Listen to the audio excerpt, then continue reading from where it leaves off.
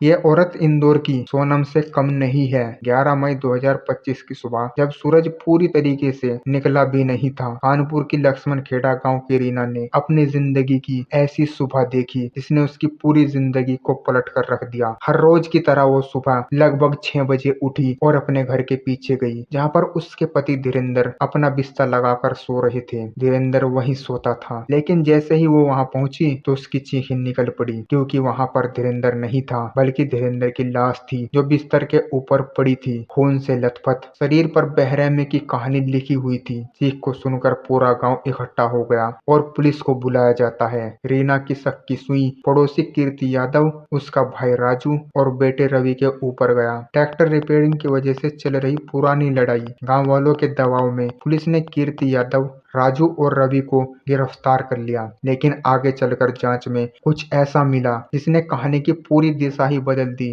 Police जांच के दौरान एक डॉग लेकर आई। अब उस डॉग ने क्या किया, वो बार बार धीरेंद्र की लाश को सूंघता और फिर सीधा रानी के आंगन में जाकर बैठ जाता। आंगन को चेक करने पर यह पता चला कि वहां पर काफी सारे खून के छींटे थे, और ये जो खून के छींटे थे आंगन से होती हुई घर के कमरे और कमरे से बाथरूम तक जा रहे थे। रीना के दावे के मुताबिक ये जो कांड हुआ था वो घर के पीछे हुआ था। तो फिर आंगन में खून के छींटे, कमरे और बाथरूम में खून के छींटे का क्या मतलब था? इस चीज की वजह से पुलिस को शक हुआ कि अगर ये जो कांड हुआ है इसके बारे में रीना को पहले से ही पता हो सकता है। घर की तलाशी ली गई और रीना के कमरे, बाथरूम और घर के अन्य जगहों के हिस्सों में भी खून के छींटे मिले। इन खून के छींटों को फोरेंसिक जांच के लिए भेजा गया और जांच से यह पता चला कि यह खून के छींटे धीरेंद्र के ही थे। इसके बाद रीना की कॉल रिकॉर्डिंग की जांच की गई और जिसमें आया एक रहस्य नंबर, जिससे खून के बाद भी रीना ने 40 बार कॉल की थी। नंबर ट्रेस हुआ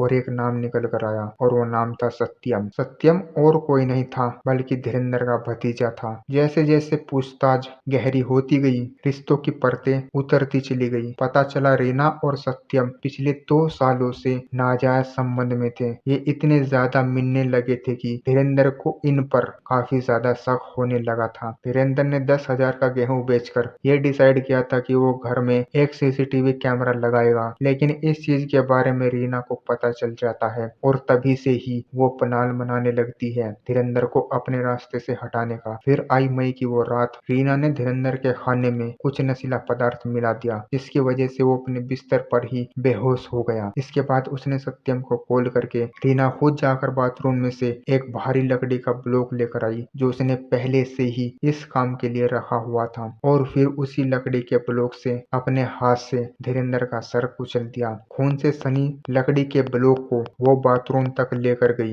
जिसकी वजह से जो खून के छींटे थे वो आंगन, कमरे और बाथरूम में हर जगह फैल गए। कोशिश तो की थी कि इस लकड़ी के ब्लॉक को छुपाने की, लेकिन उन खून के छींटों ने ही इन्हें पकड़वा दिया। फिर दोनों के कपड़े धोए और ये दोनों साथ में नहाए भी। इसके बाद रीना अपने बेटे के पास जाकर सो गई, मानो कुछ हुआ ही ना हो। सुबह होते ही रीना ने ड्रामा चालू कर दिया। भीड़ इकट्ठा हो गई, निर्दोष लोगों को अरेस्ट करवा दिया गया। लेकिन जब पुलिस ने सत्यम से कड़ी पूछताछ की तो वो टूट गया। उसने माना कि खून रीना ने ही किया है और प्लान भी उसी ने ही बनाया था। लेकिन सबसे दुख की बात यह